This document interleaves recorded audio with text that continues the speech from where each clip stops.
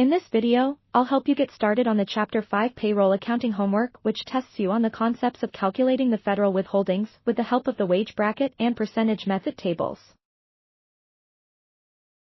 The first question is about Milligan Millworks and its 4 employees. It's important to note that the employees are paid weekly and that you need to use the wage bracket tables. Also, the employees have no pre-tax deductions, which means that the gross pay is also the taxable income. In addition, none of the employees checked box 2 on their Form W-4, which means that you need to look up the federal income tax withholdings in the standard withholding columns. Let's start with the first employee D. I. Farah, who is single and has 2 dependents under 17 with a weekly pay of $710. Since this employee has no pre-tax deductions, we look up the weekly pay of $710 in the federal income tax wage bracket table. We find the weekly payroll period wage bracket table, the column for single taxpayers with standard withholdings. Now we identify the correct row for $710 and find that the tax withholdings are $47. The taxpayer also has 2 dependents under 17 for who the taxpayer can claim $2,000 each per year. So, for $1,000 divided by 52 pay periods equals $76.92. Now, we take the $47 from the tax table and we subtract the dependent exemption, which results in a negative amount. However, the tax withholdings can't be negative, so we enter $0. The gross wage amounts in your homework problem may be different from this example here, but the approach is the same. Question number 2 is for Moravanti Italian Imports and its 4 employees who are paid biweekly. 2 of the employees, Cayman and Tillman, checked box 2 on their Form W-4.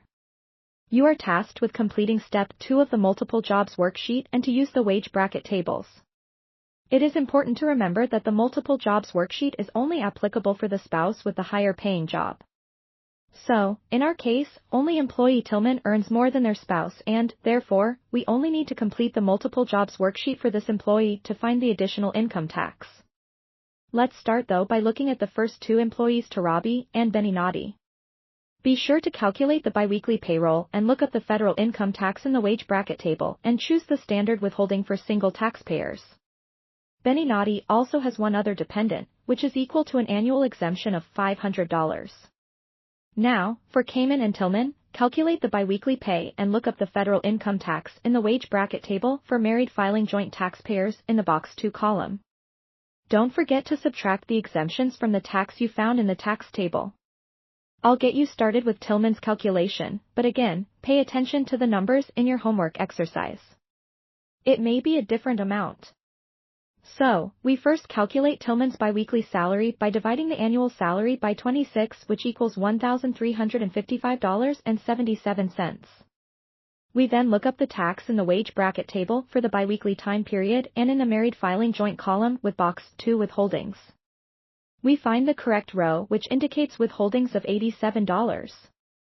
Next, we subtract the dependent exemptions for 2 dependents under 17, which is a biweekly amount of $153.85.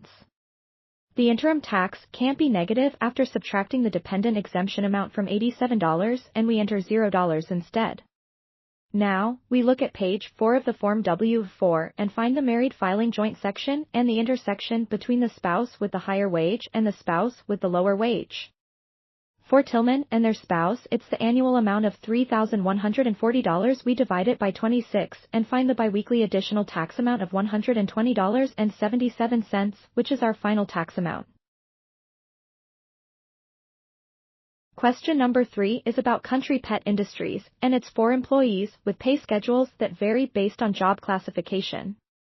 You need to compute each employee's federal income tax liability using the percentage method tables. No employee checked the box in Step 2, and there was no additional information in Step 4. We'll look at employee number 1, Gander, who is married filing jointly with 1 dependent under 17, a pay frequency of biweekly, and a gross pay amount of $1,775. We find the percentage method table for the biweekly payroll frequency, the married filing jointly section, and standard withholdings. The second row includes Gander's wage of $1,775. We subtract the base amount of $1,123, which gives us $552, which we multiply by 10%, which is shown in that row. The tentative amount is $0, and therefore our tax from the percentage table is $55.20. We also need to subtract the dependent exemption for 1 under 17, which is $2,000 divided by 26 or $76.92. The amount after subtracting the dependent exemption can't be negative. That is why the final amount is $0 in tax withholdings for Gander. I hope you found this video helpful and it gave you a good start for your homework. Please remember to use the Check My Work option. Don't hesitate to reach out to me if you have any questions.